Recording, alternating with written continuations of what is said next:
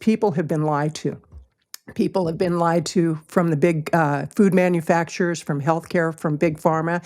And part of what our gift is with what VLynn and I do is we share the truth about, okay, let's look at the information you've been given. How true is it? You look at the advertising on TV and how brainwashed people are with the advertisements for big pharma. And people really believe this information to be true. And then when you pull back the veil and you realize these people are in careers for the monetary gain more than the people gain. And so it's really, for me, when I can look at what I'm doing and say, am I putting people over profits or profits over people? Then I know if it's people over profits, then I know I'm doing the right thing. You are here for a reason, but navigating this human life can be challenging. How do you care for your body, mind, and spirit to make the most of your time here on Earth? How can you harness your incredible human potential? In this podcast, we explore these questions and more to help you craft your best life yet. Welcome to I Am Human.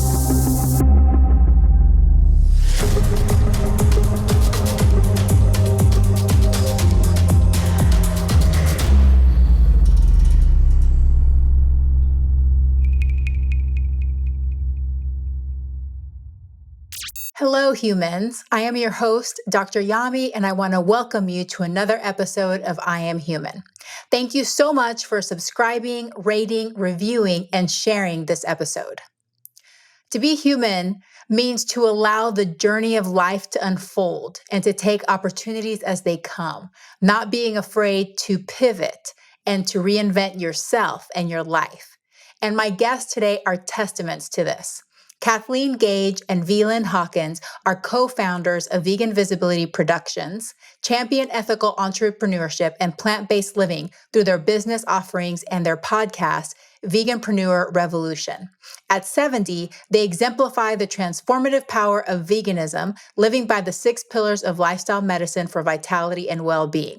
Join them in reshaping the entrepreneurial landscape with their commitment to sustainability and compassion. And in this episode, we talk about their vegan journeys and how they both adopted a plant-based diet. And then later, veganism in their late 60s, in their mid to late 60s. So quite the stories. And now they have this amazing business where they help other vegan entrepreneurs really make an impact. We talk about what tips they have for people that are struggling to find a specific life purpose. We talk about why they're passionate about helping vegan businesses grow. We talk about ethical entrepreneurship, the power of pivot and reinvention in life and career, and tips for aging with grace and fire. It's a fabulous conversation. These ladies have a lot of experience and wisdom between the two of them. So there's so many little nuggets of wisdom that are spread throughout this episode. I know you're going to love them. You're going to fall in love with Kathleen and VLynn. I hope that you enjoy this episode. Thank you so much for being here. I hope that you have a fantastic day. And now let's welcome Kathleen Gage and VLynn Hawkins. The information on this podcast is for informational and educational purposes only. It is not meant to replace careful evaluation and treatment.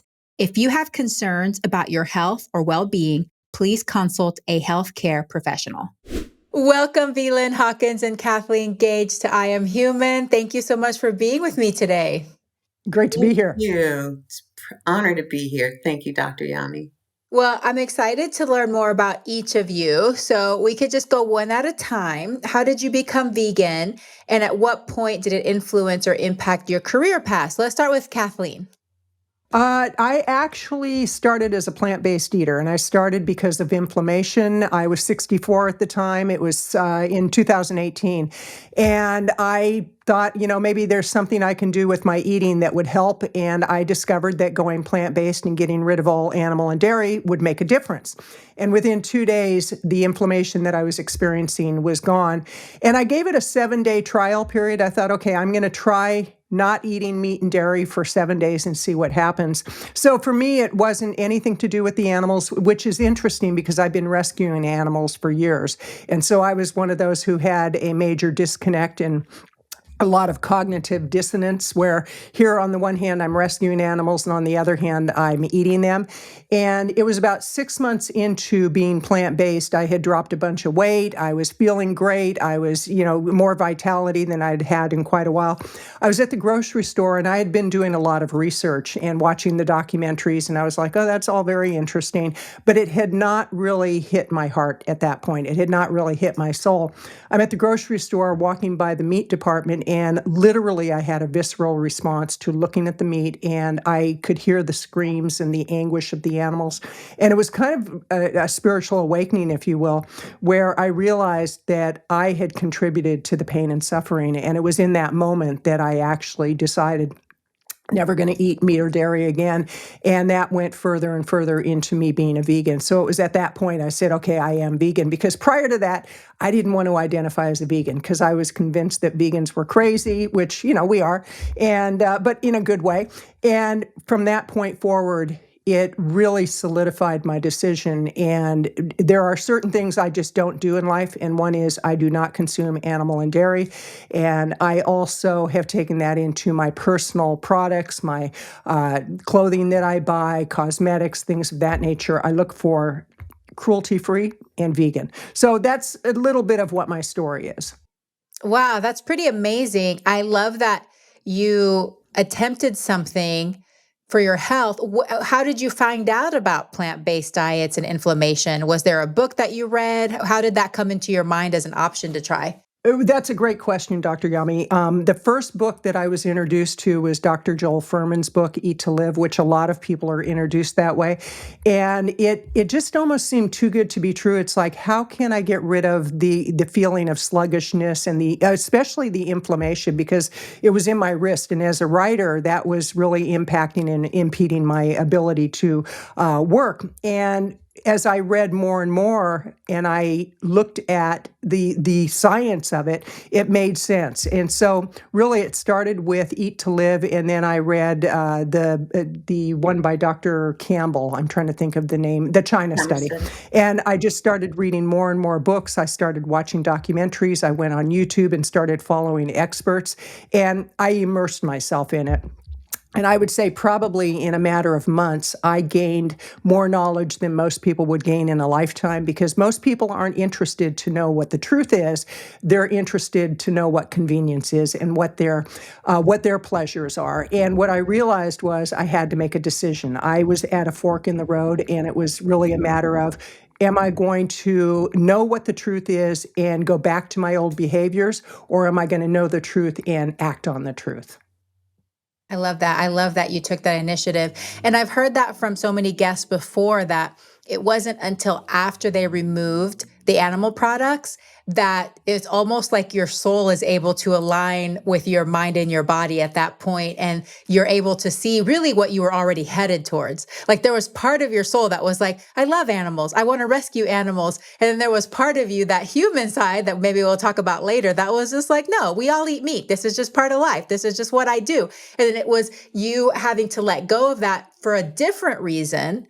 So you didn't have cognitive dissonance there, right? It allowed that entry point. And then Right. a few months later, everything aligned and you were like, okay, this aligns with all of my values. Absolutely. And what I found interesting is I had to go through a grieving process and a forgiveness process, because I had to grieve the fact that I had been responsible for the pain and suffering of so many animals. And then I had to forgive myself for what I didn't know. And then once I did know, to really look at, okay, what am I going to choose on a daily basis? Because I'm a real believer that our daily choices reflect who we really are. We can talk about what we believe in, and we can say we believe in this, that, and the other, but it's our actions that really determine what our beliefs are. Yes, beautiful. How about you, VLynn? What's your story? Similar, but there are some distinct differences. It's interesting. The time frame is about the same, with making the decision to become plant-based. I actually was working on a project with a gentleman who was very much into, we've got to get the word out. I want to do what I can do. And he came up with this project, and we did, it was a video project. And we interviewed 35 medical doctors, of which the 7 luminaries were part of it. And so being a part of the production team that actually coordinated and was there doing the interviews, that was my foray. And that was a huge education because, if Dr. Barnard is educating an audience on something, not only does it make sense, but, his personality comes out and his passion. And, from Ornish to Dr. Campbell to Esselstyn and Dr. McDougall, rest his soul, all of them were my entry into this world. And we started the project in 2007, early 2017. And by 2018, I was like, oh, this is me. This is me. With having to communicate the reason for the project and having experimented because of what I had learned and watching even more videos and just communicating with people about getting the program and getting into the program. I was like, how can I be a part of a team that is marketing something? And I don't do that. I do the things that I am passionate about, that I really feel aligned with. And I thought, well, if I'm aligned with all of this, I should be doing this 100%. So my going 100% was a real shift for me, only because in my family, my daughter, my grandson, I was the cook. I was the one that was preparing the meals. And it got to a point that everything that I was preparing tasted horrible, where I was getting accolades. Oh, this is so great. This is your best one of the sweet potato pie or whatever it was. And then it's coming up horrible, tasting horrible. I was like, okay, what am I infusing into the food that I'm cooking for them that I wasn't eating anymore? And I finally had to one day sit them down and say, hey guys, I can't do this anymore. If I can't eat this, I'm feeling a certain way about it. And what I realized is I have to take care of me. You're the youngsters, and I'm hoping that what I'm learning and sharing will also benefit you. But I've got to take care of me if I'm going to be here another 20, 30 years. And they were in agreement. And it felt like at first, you talked about the loss. It felt like a loss at first. But then I quickly came to realize that how could I not do that? Because if I felt like that food was poisoning me, how good am I of a mother and a grandmother if I'm poisoning my family? And so it was really a major step for me in declaring that I'm going to do things differently going forward. And then, like Kathleen, I was like, yeah, the whole vegan thing, like, nope, I'm 100% plant-based. I'm going to go here. I'm going to be here. This is me. Because honestly, I knew some vegans I was like perplexed as to why they were ill, why they were, just in suffering the way that they were. And that's when I learned about being a junk food vegan and, the ultra processed, even as vegans. And I was like, okay, but wasn't enough. And it wasn't until 3 years ago, I was at a conference and a new friend who's a dear friend now actually introduced me to the concept of Ahimsa. And I thought, Ahimsa, compassion for the animals. And then, it was easy to turn the mirror around and look at myself and say, I have to have compassion for myself. And I was able to, very much like Kathleen said, forgive myself for all of the years that I was poisoning myself. And, I had a pet. One of my best friends is Hero, my little dog. And I was like, how can I think about eating animals? I wouldn't eat Hero. I wouldn't eat the dog next door. I wouldn't eat, if a cow was living next door on the farm next door. I couldn't see myself eating. When you get that close to somebody, and one of the interviews, we interviewed a woman who had a potbelly pig as a pet, who had their own room in their house. They had, it was like their child, and they had 2 children. So this was another child. And I thought, wow. And it took me back to whatever that TV show was, that Green Acres, where the wife had her potbelly pig pet. And I thought, what? Maybe there is something to this. And I started observing animals, and I started seeing the families and the mothers crying for their children being taken away from them. And, just the screams going into slaughter. And I'm from a background that those ties are very tight in me. You talked about a visceral experience in the grocery store. Mine was thinking about how they used to treat slaves, my ancestors, and how they would march them to the places where they were going to be killed, or, judging them erroneously and still murdering them. That's what I kind of related to, where animals were, and chickens, and, not just the cows, but the chickens too. And I was a chicken lover. And so it was really eye-opening and heart-opening for me too. I think that I had a higher level of communication with spirit because of it. I had a deeper sense of who I am because of it.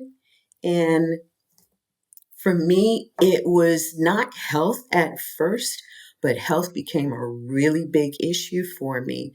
I now have undergone 2 full knee replacement surgeries, and I'm standing here today. I'm working out. I'm looking forward to doing the Atlanta Half Marathon on Thanksgiving, and I have to tell you, I don't know that I could have done it if I hadn't been 100% plant-based. I don't know if I could do what I'm doing now if it weren't for being 100% plant-based, vegan. And that's my story, or some Wow, of I it. love that. I love that. What an honor and a privilege that you got to be influenced by these great minds that have been contributing, to the plant-based movement for so many years. And I love how you were like, I'm going to try this and see. I'm learning from these people. They seem to be really intelligent. They're absolutely 100% very passionate. You can't Yes. doubt that.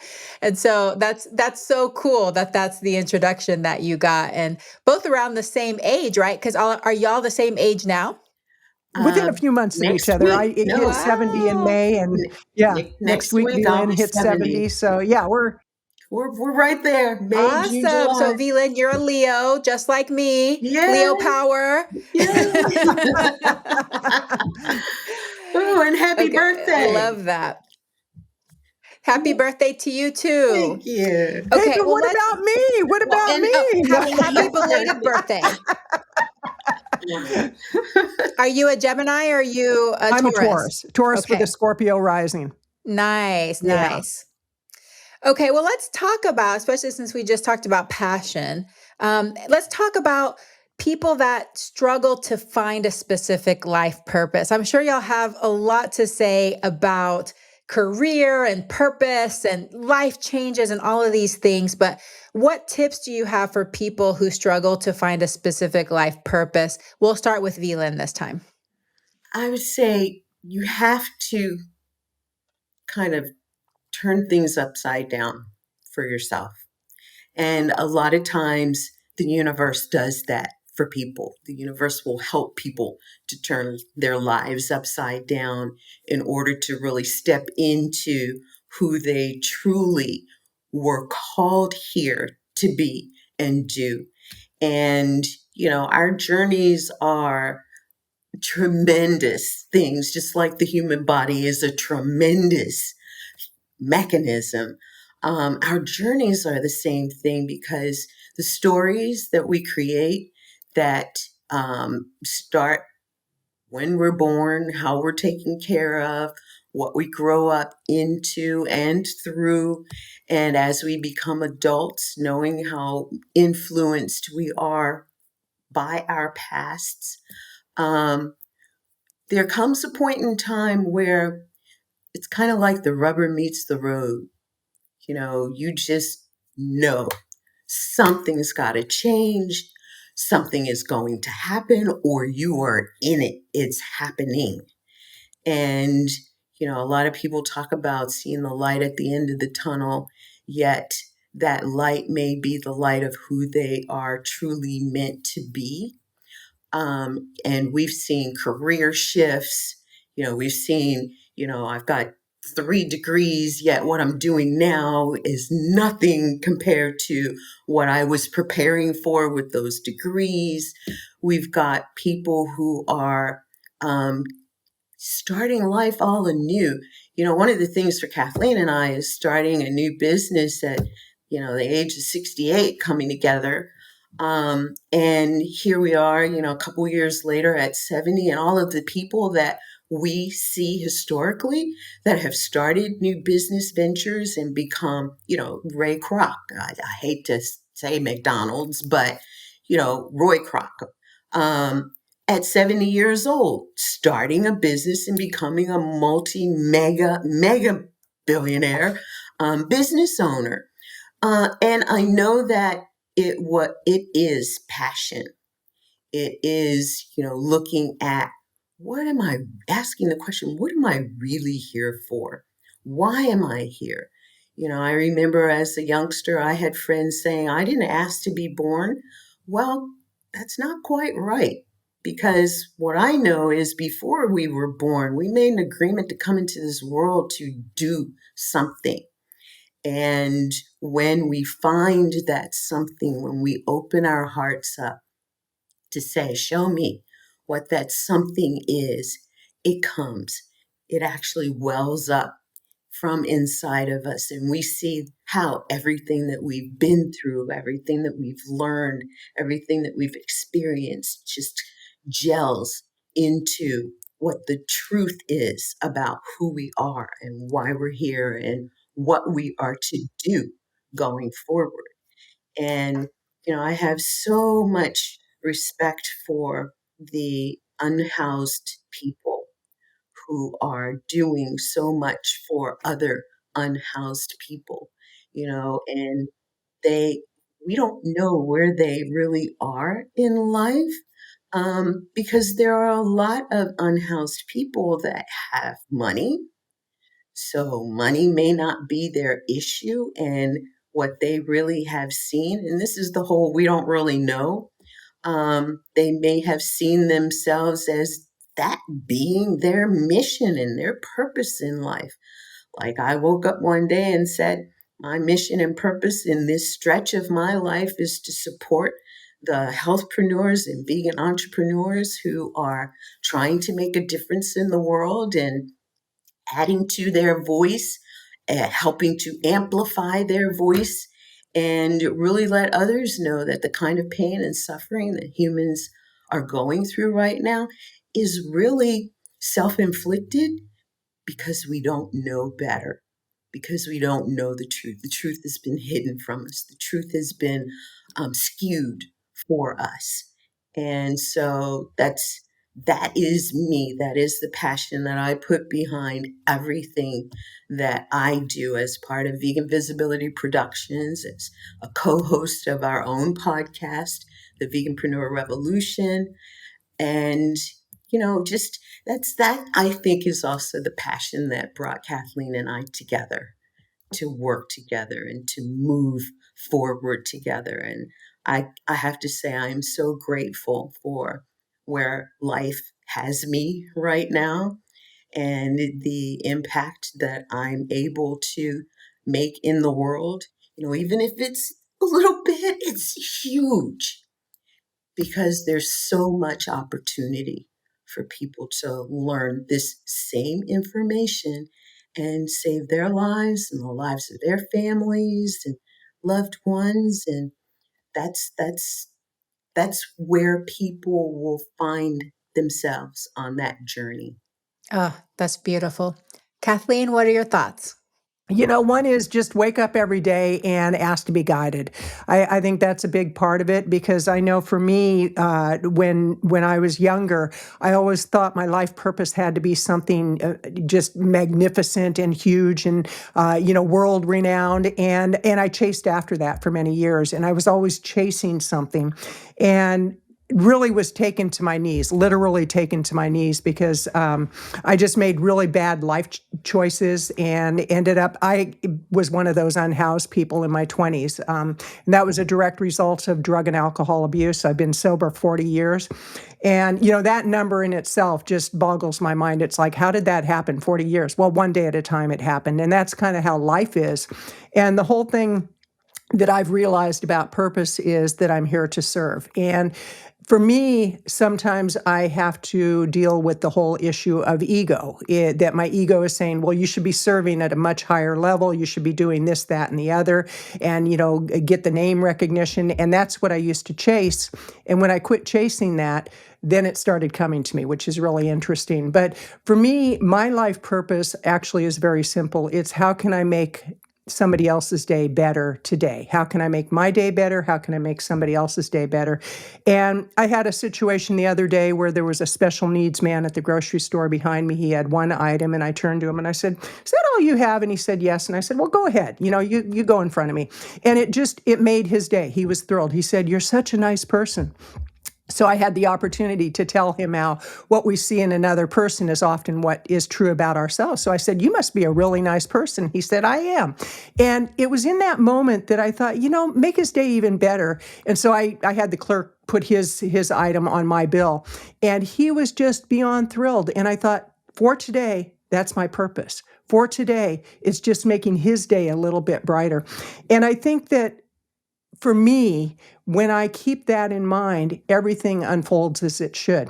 I have certain areas that I don't cross that invisible line, and VLynn and I were talking about this yesterday. There's no question that alcohol is not a part of my life. There's no question that drugs are not a part of my life. And used to be when people would say, "What was your drug of choice?" And it's like, "Well, what do you have?" That's the kind of drug addict I was. And to the point that it literally did take me to the streets. And I grew up in an environment where that was not the environment. I grew up in a very good home. I had a loving mother and father, and so it was through my own choices that I ended up where I was at. And now when I see the unhoused people, when I see people that are struggling on the streets, I go, "But for the grace of God, there go I."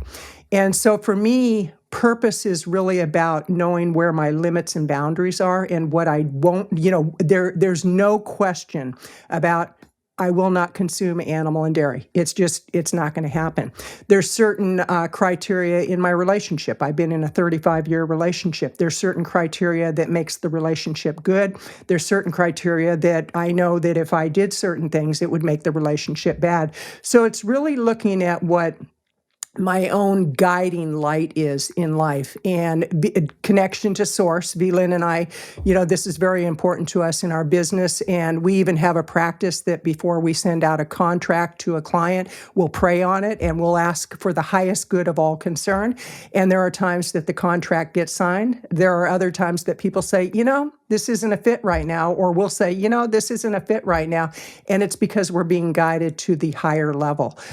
So for me, purpose is really about simplicity. It's about gratitude. And if I forget that I have something to be grateful for, all I have to do is go back 40 years ago and look at where my life was then and look at what I was doing, look at the chaos that I lived in. And what I realize today is there are those of us who have been given the level of awareness to know that we can live as an example of what's possible. Because you look at the world situation right now, the world is upside down. And if we can be a guiding light to others to say it can be a lot simpler, it can be a lot more loving, it can be a lot more, it can be kinder to others. And that kindness starts with kindness to ourselves and then kindness to the animals, kindness to other human beings. And that's not always easy. I mean, it's oftentimes easier said than done because, you can be in this really contemplative place of gratitude. You go out on the road and somebody cuts you off, and all of a sudden, all that gratitude and that kindness and love goes out the window. So it's really living life as your practice of meditation. So, really, in answer to your question, life purpose for me is about being grateful. Life purpose is about realizing that I am human. I love the title because as a human, sometimes I think we should be further along than we are, instead of just saying, okay, this is who I am today. What can I do to make myself a better person for today? What tools do I have in my toolbox? What practices can I put in place? And it really just boils down to kindness. Well, VLynn already answered this question, Kathleen. So why are you so passionate about helping vegan businesses grow? One is because I think the world is in a world of hurt, and I think so many issues stem from the lack of awareness and consciousness around the pain and suffering that animals go through. And that when you take it on a spiritual level, when you're putting that pain and suffering into your body, it's got to come out somewhere. When you look at the amount of chaos and destruction going on in the world today, and you look at where that really started happening at the level that it's happening today, a lot of it is due to ultra-processed foods. A lot of it is due to the animal suffering that goes into our body. And so for me, if I can help raise awareness around healthy vegan eating and healthy vegan businesses, then that's the job that for today I've been tasked with. When I first became vegan and really identified as vegan, I got my certification through Cornell University, and I thought I should be a nutritionist. I thought that's what God wants me to do. And then I realized that's not who I am. That's not what my purpose is. My purpose is to use the skills and the gifts that I've been given, and I'm a marketer. That's what I do, and that's what we do in Vegan Visibility Productions. We do a lot of marketing, we do strategic planning, we do visibility strategies. And so I realized, wait a minute, you don't have to get off the path of what the gift is that you have. It's just shifting it to the market of people who can do more good in the world. Well, this is probably good for just one of you to answer. What is ethical entrepreneurship? I believe ethical entrepreneurship is, and where I spent a lot of my years of business development and business development coaching, is social entrepreneurship. I don't think that those that are unaware or those who act less than ethically with the highest level of integrity, they're not going to be in a space where they're giving from their businesses, where their level of integrity is easily seen in their businesses. One of the things that we make clear is that there are certain parts of how we work with our clients. They have to be 100% plant-based vegan, void of all dairy and animal products. And that's because there is a piece of alignment that's not just a heart alignment, but it's an energetic alignment. If we want God, the universe, whoever you choose to call that energy, to support our efforts and what it is that we're doing, there's certain ethical things, ethical rules. I'll even call them rules. And one of which is to be a giver. One of them is to be honest and to be forthright with what it is that you are doing. And, you know, even if it's someone who struggles with, I'm an introvert and it's hard for me to say what it is that I need to say to someone to let them know that this is right or this is wrong or this is something that I don't want to participate in because it doesn't align with me.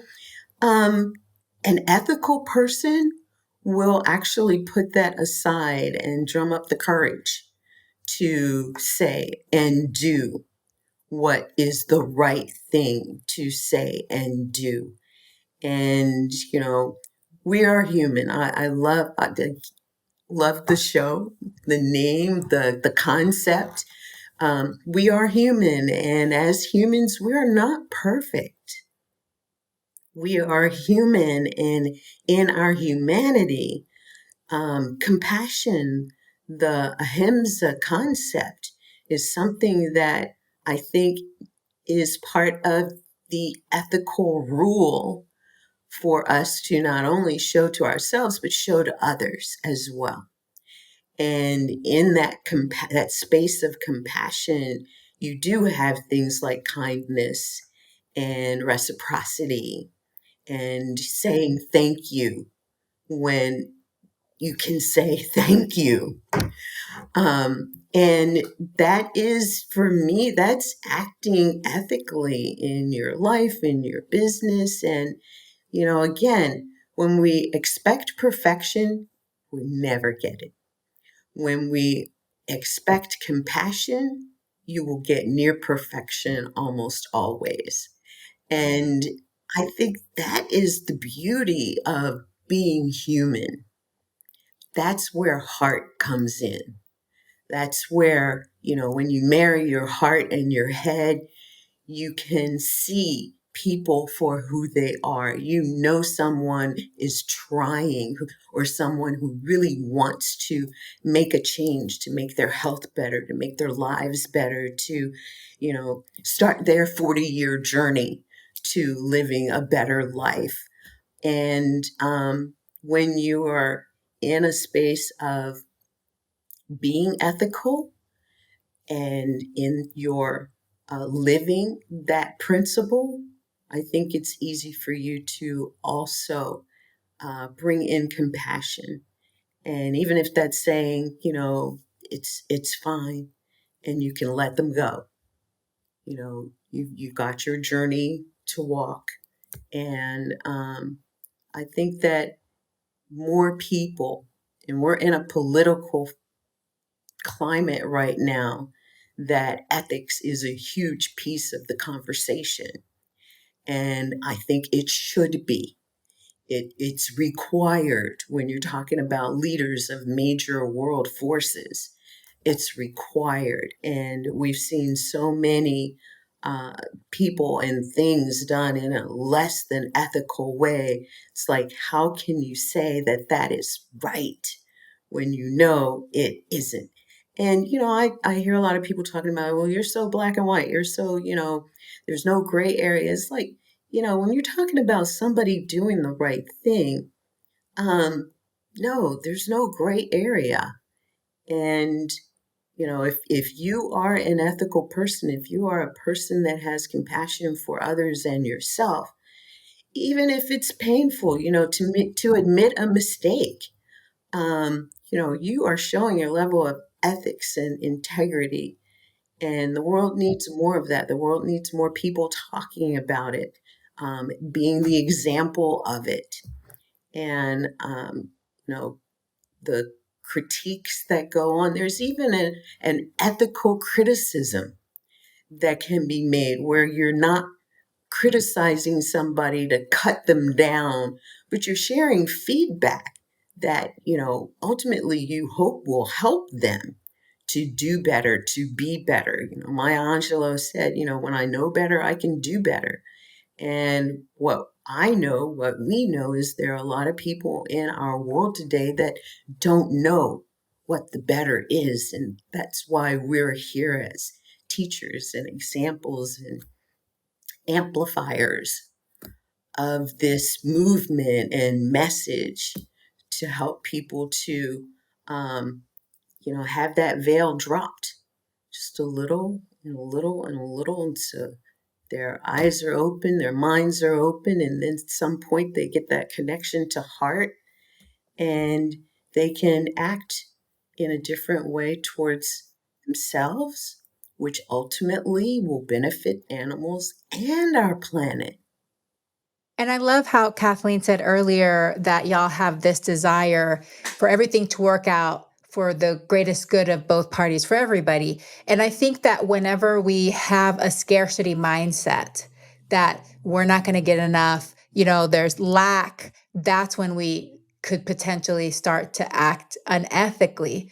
But once we start believing that it is possible that things could work out for the best good for everybody, for all parties involved, everybody can have their desires met, then we start relaxing and we're able to act in that way that's more aligned to our values and not feel like we have to, be dishonest or, just be always grasping for a little bit more because there's not enough. I think Right. that not enoughness is what leads to all those problems.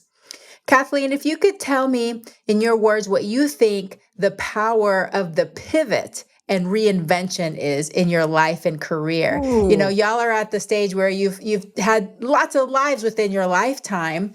And some of us think, oh, you pick a career, that's it for the rest of your life and Right. it's over. Tell me about how pivoting or how reinvention can really influence you in your life. That is such a great question. Thank you for asking that because both VLynn and I were raised in an era where your goal was, we were taught, your goal was that you get the job, you stick with the job for whatever number of years, decades, and you get the gold watch when you retire, that kind of thing. And that's not the reality today because there's so much fluidity in life. But one of the things I want to go back to ethics and share a thought that was given to me by, I think I first heard it from Tony Robbins and then from one of my mentors, but you will be rewarded for in public what you do in private. And oftentimes people have one face in public and they have another face in private. And I know for me, when I'm doing things like, okay, VLynn and I had this conversation yesterday, when I indulge in junk food, vegan food, nothing with animal-based products, but there's a lot of junk food out there. When I do that, I'm so out of alignment with who I want to be and who I desire to be and who I strive to be. And that really ties in with the fluidity of our career too. If we're sticking with something because of the paycheck, if we're sticking with something because we think that's what we're supposed to be doing or people are telling us, oh, you're so good at this, this is what you should be doing, then we may not be honoring the next level of who we are meant to be. And so I think in careers, I've been through many, many, many careers. I've been in broadcast media. I actually, when I first got sober, I literally was digging ditches. A friend of mine hired me to work with her landscape company, and she was paying me cash. And she said, what you have to do is you literally have to dig these irrigation lines. And I remember in the bars, it was like I thought I was somebody and I was nobody. And one day somebody came and they saw me literally digging a ditch and they go, what are you doing? And I said, I'm making an honest day's living. And they said, do you know who you are? And I said, yes. I'm an alcoholic. And it was in that moment that I had the opportunity to really be honest about who I am. And so what I know about careers is the career that we are meant to do is the career that is aligned with who we are in that moment in time. It's just like when I thought I was going to be a nutritionist, I realized that's not really what I'm here to do. Now, I can learn about nutrition so that I can more readily share that information with people, but that's not my career path at this point in time. Does it mean it won't be at some point in the future? I don't know. But for me, the whole idea of changing careers is as we get more information, the greatest gift that we can give back to the world is to honor that and to say, okay, now I've learned something new. And, I was thinking about how oftentimes we think, okay, we're going to change the whole world. the only person that we need to change is ourselves so that we can influence others in our behaviors, the way we behave, the way we act, the beliefs that we have. And I've had people say, do you think you being vegan is really going to make a difference? And it's like the old starfish story. Well, to that one starfish you threw back, it sure makes a difference. To that one chicken I didn't eat, to that one cow I didn't eat, to the one animal I didn't abuse, yes, it does make a difference. And it makes a difference to me because I know what my truth is. And my truth doesn't necessarily mean it's somebody else's truth, but what I do know to be true, and this is something that I really focus on through my blogging, through my podcast interviews, through the communications that I have, is people have been lied to. People have been lied to from the big food manufacturers, from healthcare, from big pharma. And part of what our gift is with what VLynn and I do is we share the truth about, okay, let's look at the information you've been given. How true is it? You look at the advertising on TV and how brainwashed people are with the advertisements for big pharma. And people really believe this information to be true. And then when you pull back the veil and you realize these people are in careers for the monetary gain more than the people gain. And so it's really, for me, when I can look at what I'm doing and say, am I putting people over profits or profits over people? Then I know if it's people over profits, then I know I'm doing the right thing. I love that. That's beautiful. Well, I'd love to hear from you, VLynn, about tips for aging with grace and fire. Also, I want to hear about your running career and have you done a half marathon before? So tell me all the details about that. Well, interesting you should ask, and thank you. That's a great question. In my early days, I had a dual career. So I made my 40-year career in commercial real estate lending. And I climbed the ladder. I became an executive in mortgage banking industry. And, I called my biggest accomplishment to be that I was a leader and creator of high performance teams. And I was doing that in such an unusual at that time way, because the leadership that I grew up under, which was male dominated and do this and do it the way that I said do it, versus having people contribute their ideas to how something was going to be done to get the most efficient and effective result. And so I really, that really gave me a lot of juice in my life. But I knew that something was missing early on because I found somebody called Jane Fonda, who was a workout animal to me. And I loved it because I grew up in a family where I was told repeatedly, you're a girl, you can't do that. I wanted to go ride my bike. I wanted to go climb a tree. I wanted to go, run up and down the street. I wanted to go skating. And I was always told you can't do that. You're not supposed to do that. And then seeing me do those things, I always got you shouldn't be doing that. You're a girl. I was like, well, what does that have to do with anything? But, we file that in the back of our minds. And as I went through high school, I learned to draw and to sew and to type, which I love doing all of that too. For about 5 years, I made all of my clothes. From junior high through high school, I made all of my clothes. And I was styling. I was like, I was very proud of all of that too. But somewhere it was like that really wasn't enough to hold me. And, as I got through school and started a family, I even made my kids' clothes for a little while. But then I was like, but I need something more. And so Jane Fonda somehow showed up front and center, and the whole leg warmers and everything. And I started working out. I started running, and I thought, oh my gosh. And I was in all of these classes, and, I had a little bit of ego back then too. I was like, I could do this better than than them. Or, it was even, I like this and I think I would like doing that, which was instructing classes. And so I ended up getting 3 certifications as a fitness instructor before I started instructing. And unbeknownst to me, I just knew, like Kathleen said, you get into that space and you know that this is where you are your best life now.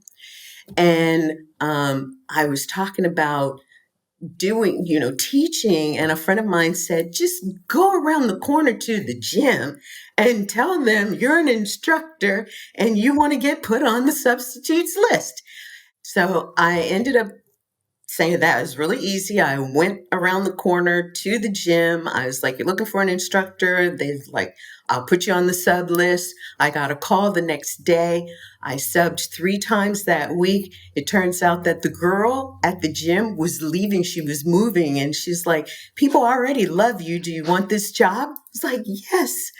And that was the start of it. I ended up over time at 5 different gyms. Packed classes. It was so much fun. I taught at one gym where Evander Holyfield lived close by and would come and work out on occasion. He'd come and jump in a class every once in a while. And that was where it all started. I became a personal trainer and somebody said, well, let's go for a run. I was like, okay, run. And I started running. I started doing 5Ks and 10Ks. I can't tell, hundreds of them. Over the years, I've run, I don't know how many half marathons and only 2 marathons. And I was like, yeah, 26 miles. I'll leave that to those who really want to do that. And then I started, I was a amateur bodybuilder.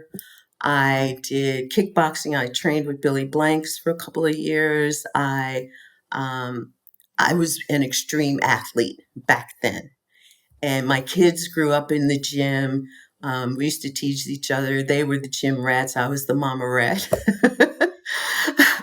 And my kids played competitive racquetball. So that world was so familiar to me. It was a love of mine. And the biggest thing that I realized in all of those years of getting certified and recertified, there was nothing about nutrition. And even in cycling, my later years, I started cycling at 50. And my 55th birthday, I rode 55 miles after work as a training ride. And then I came home, cleaned up, and went out to dinner with friends. Cycling became that kind of an extreme sport for me. I've ridden, I don't know how many 100-mile bike rides. My typical training ride was 50 miles, 25 out and 25 back. And, there's no wonder my knees finally said, okay, girlfriend. But, I can also, my body also remembers how good this felt for me.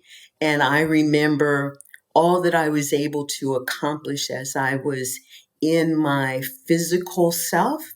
I was also in my spiritual self and my creative self, running these high performance teams and being a leader and an inspiration to men and women who, decades later, I'm still sort of quasi in touch with them because I got my daughter into the industry, and some of these people are still in the industry. They remember me. They see her because they knew her. She worked for me, for my managers and under me. And, how's your mom doing? I'm like, wow, and your mom was such an influence on me. And, she just gave me such good advice. I learned so much from her. And, those are things that you live doing, and you never know if you're going to reap the reward of that. You never know how you've impacted someone's life. And I think with what I'm doing now, the expectation is the same. I am doing to that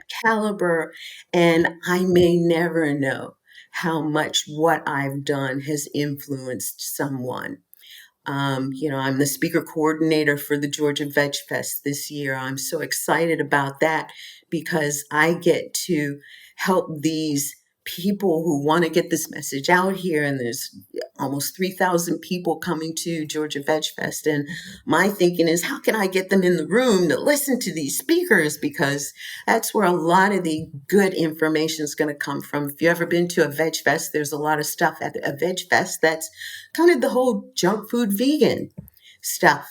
And so learning the plant-based way and just how to do this life better. I think there's so many of us who want to know but don't know where to look for the best information.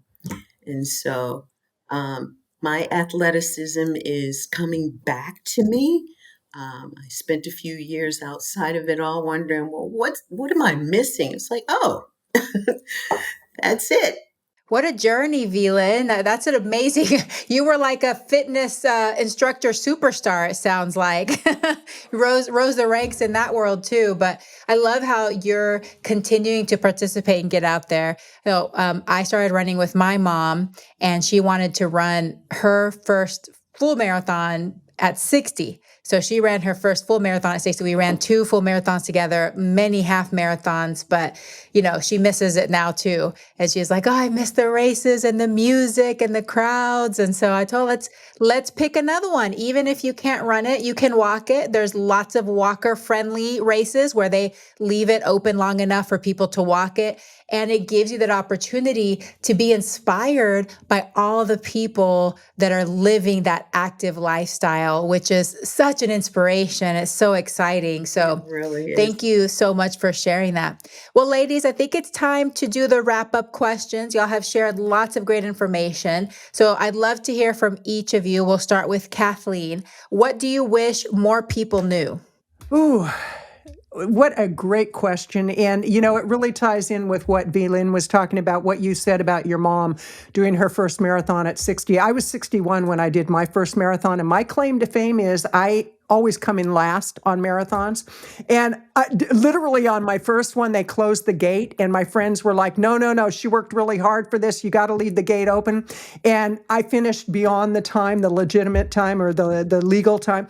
And so the next year I decided to do it again just so that I could come in within the specified time. And I did, but I still came in last. But what I think really I got from our conversation today, and what I want to leave people with, is you create your own reality. You really do create your own opportunities, I should say, because when VLynn was talking about working at the gym, she went in and she said, I'm a substitute, or I'm here to be an instructor. She created that opportunity. Many people sit and wait for opportunity to come to them, and luck has been defined when opportunity and preparedness meet. So just go about your life, do what you're here to do, and as opportunity presents itself, which it does all the time. When people say, oh, I'm looking for a sign, and then they hear a podcast show that has a message, that's the sign right there. Oftentimes we think the mountains have to part, and not necessarily. It's like, show up, suit up, show up, and do the next indicated step. And sometimes life will put a block in your way in order for you to go a different direction, because that's where the opportunity resides.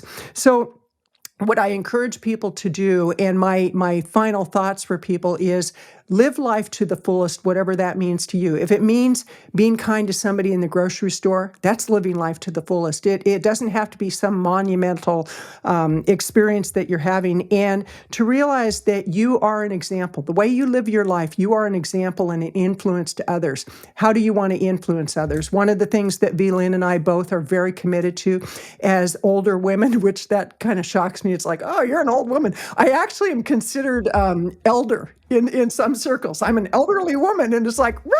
No. But the reality is I want to live as an example of what's possible. My sister is a fine artist. I have so much respect for the work that she does. Ever since she was a kid, she just had such a creative flair. But she went through a period, like many people do, where she didn't think that she could live her passion. She is now a very, very successful fine artist. She's 72 years old, and she really came into her own in her 60s. It wasn't until her 60s that she finally gave herself permission to just do what she was here to do. And she said, I love what you're doing, Kathleen. And I told her, I said, I have so much respect for the work you do. And she goes, but I have so much respect for the work you do. We didn't realize that we were each influencing each other by living our passion. So know that who you are, people are watching. Now, are they watching somebody who is really honoring what you're here to do? Or are they watching somebody who shies away from opportunity, somebody who is living a dual life, if you will? Because many, many people live dual lives. And the greatest freedom that you have is to have no secrets, to live in a way that you don't have to hide who you are. You don't have to live in the imposter syndrome. So I really thank you, Dr. Yami, for having us on your show, and that to know that I am human. And as a human, I do have flaws. And as a human, I do have opportunity. And as a human, I do have the opportunity to share my perspective on shows like yours. So thank you very much for that. I love it. Well, we have a few more questions, so don't go away yet. Oh, okay. So VLynn, what do you wish more people knew? I wish more people knew that answers lie in the questions that you ask. Asking better questions is something that I always think about because I'm a curious individual. And I think that that's part of what makes us better teachers, is because we're asking our own questions. We want to know more ourselves. And when you're in a place where you're curious about, will this plant-based lifestyle really help me? Will living this a life under the precept of lifestyle medicine, will that really do anything to benefit me? I don't want to give up my glass of wine a day. And you're saying these things because honestly, you may not know that the answer lies in a question you may not have asked, like, is one glass of alcohol taking 10 years off of my life? Is one glass of alcohol a day taking more than 10 years off my life? If I'm consuming animal products as well, what can I do to make sure that my children have the best life ahead of them? And the answer comes in looking at what it is that I'm feeding them. And if you're not asking questions like that, you have to realize that you may be missing some things. And I want people to ask questions, be curious. And even if it takes you on a journey, enjoy the journey of learning this information, because what you do for yourself and your family in plant-based eating, you're doing wonders for the animals and even more for the planet, because as they are cutting down more trees and trees in the rainforest in order to grow food to feed animals that then get killed to go on people's plates, we're missing the mark. We're missing the point. And then the waste that comes from that process alone, that then gets dumped in the ocean and ends up totally devastating ocean life. It's like you have to ask, what am I doing to contribute to the world being a better place? Or what am I doing to contribute to the world not being the best place for my kids and my grandkids and for the generations to come after? And if you're saying, I don't care about them, I only care about me, then ask the question, why is that so? Because there are a lot of us who are just on all of those different vectors of that journey forward. And if you are asking those kinds of questions, being curious about who you are and how you're contributing to the world, answers are going to come to you. Reminds me of the saying that when the student is ready, the teacher will appear. And your teacher may not be a person, but rather information. Your teacher may be a gateway to an experience that totally shifts everything for you. And it all came from asking a question. I love that. That's very wise. And it's very profound how sometimes when we turn things around, instead of saying, am I going to be able to do this? Da, da, da. How can I do this? If I were to accomplish this, how would I accomplish this? And then that your mind opens up and it is going to try to solve that for you. All right, just a couple more questions. So we'll try to keep it brief because we're running out of time. So for each of you, we'll start with Kathleen. Is there a goal or a dream that has evaded you or something that you have left on your bucket list that you'd be willing to share with us? Yes, that's my short answer. And and the answer is I've always wanted to go to India. And I have yet to do that. And I've also wanted to do the Camino, I don't know the full name of it, the 500-mile trek through Spain. A friend of mine, I've been watching her journey, and that is one of my bucket list items. But overall, it's really interesting. Most of what I've wanted to accomplish, I have. And what I know to be true is the higher my expectations in life, the lower my serenity. So I keep my expectations in a way that it's truly about what can I do to enjoy today. But truly, one of my bucket list goals is the 500-mile trek and going to India.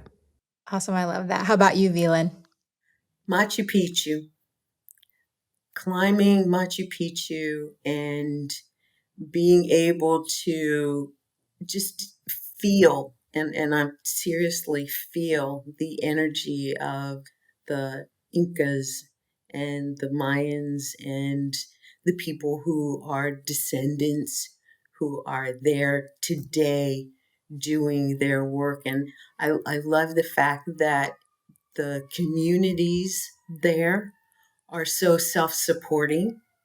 The schools there are so self-supporting. And I would love to be an influence even there around just shining a light on the importance of a whole food, plant-based diet and lifestyle, because while that area, a lot of the food that they consume is, ground to table, it's not considered in a way that is looking at helping the animals and the planet. And so to bring that into their hospitals are still serving the patients food that is not the healthiest. And, I guess for me at this stage, Machu Picchu is probably at the top of the list, but there are other places in the world that I have always been one to get out into the communities. It's different this time because there's, the partying piece is done. And this time I really want to meet the restaurant owners and the chefs and talk about, you've got all this beautiful land in the back. Why not grow some of your own vegetables that you can serve? And, cooking without salt and oil and sugar and really still having such a robust flavor in the foods. And that's what's on my bucket list. Thank you for asking that too. I love it. I've been to Machu Picchu, and that was before I feel like I was as spiritually awakened as I am now. And I will attest to the fact that there's something very special about that place. Because even back then, when I was a college student, I could feel that there's something magical in Machu Picchu. And I got to spend a whole day there. We just did part of the Inca Trail, not the whole thing. On my bucket list is doing the Inca Trail with my husband and my sons, the whole Inca Trail. But I highly recommend you go. And it's an amazing, magical place. And the food in Peru is delicious. I went there before I was vegan, but the thing I remember the most is the potatoes and how delicious they are. So I've always been more plant leaning. I never loved meat even before I went vegan. So I always gravitated to the plants. Okay, last question before I have y'all tell us where we can find all of your wonderful things for each of you. What does it mean to be human? Kathleen, I'll let you go first. It means to have imperfections, and in that imperfection, we are perfect. It simply means that we're trying to figure this out as we go along. It's like right when I think I have it figured out, and I'm like, oh, I got that one going on. God or life or spirit has a way of not literally knocking me to my knees and saying, you got more to learn. So being human means that it's a whole learning process. It's a school that who knows where we go when we graduate, and that's part of the excitement. And I heard something recently of that when we can live in the space of knowing that we will die, then we live fully. So there it is. I love it. How about you, VLynn? Being human for me is living in my imperfect perfection. And I want to say that most of my life I have been in this perfectionist syndrome space. And, didn't do it quite right. And I was the loudest voice to beat myself up. And then I learned one day, I was like, everybody makes mistakes. Everybody is human. Everybody is looking to do their best. And your best is all you can do. I had a mentor of mine one time that said, if you're doing your best and your best is all that you can do. And I thought, you know what? That just brings it so home to heart. And I think that was the piece that was missing was what is my heart really saying? And it's always just said, I want to do my best while I'm here. And I wrote a book, Imperfectly Perfect, in order to ground my thoughts around it all, because that was a pivotal point in my life that, and I think it was not long after I retired from corporate and began my coaching business, because I had to say, I'm not perfect and no one is, but let's just be imperfectly perfect in taking the next step. And when you can take the next step, you're making some moves. I'm all about making moves too. And it's like, how do you make the next move? One step at a time. And I love it. that is not perfect. I know people who can do that a lot better than me, but that's one step at a time. And that is imperfectly perfect. I love that. That's so beautiful. Thank you both so much for this lovely conversation. Thank you for sharing your wisdom and your experience and for inspiring so many and guiding us along the path. If you could just tell my listeners where they can connect with you and what products and services you offer before we say goodbye. I'd love to. The easiest way to find us is to go to veganvisibilityproductions.com. That's veganvisibilityproductions.com.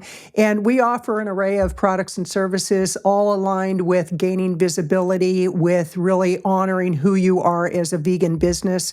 And we do everything from podcast show production. We do getting people on podcast shows.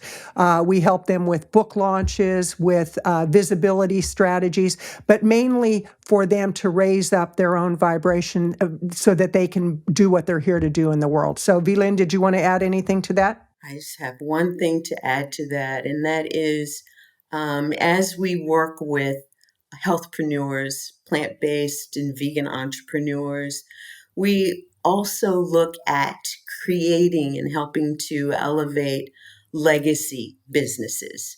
And our philosophy around legacy is, most people think your legacy is what you have left when you're gone. We believe that you live your legacy. And we work with those who are looking forward to living their legacy, knowing that what they're leaving, they may see things happening with, and then they may not. And it's all good. But it's the thought of living your legacy that, quite honestly, I got the download that people will do more. It's the heart again, once again, expanding and saying, if I'm living my legacy, what am I doing? And we just happen to do a little bit more. And we bring that out of our clients in a beautiful way. And we love doing that. Well, I love that you both are doing this work because it's very important. It's very valuable. So thank you both so much for sharing what you are doing and for taking the time in this time of your life to help other people do what they do better. So I appreciate you so much, Kathleen and VLynn, and I hope that you both have a very plantastic day. Thank you so much. You. I'm VLynn Hawkins. And I'm Kathleen Gage. And we are human. Thank you for listening to another episode of I Am Human. I would be so honored if you subscribe to the podcast so that you never miss an episode. We love our listeners and take your feedback seriously. If you have questions or constructive feedback, you can email us at podcast@dryami.com. That's podcast@doctoryami.com. I am your host, Dr. Yami Cazorla-Lancaster. I Am Human is produced by myself and Alejandra Parra. Graphics designed by Alejandra Parra. Music by Angela Soph with Glowbox Productions and edited by the Castos production team. Remember, human, you are here for a reason. Have fun, explore, and live your life to the fullest.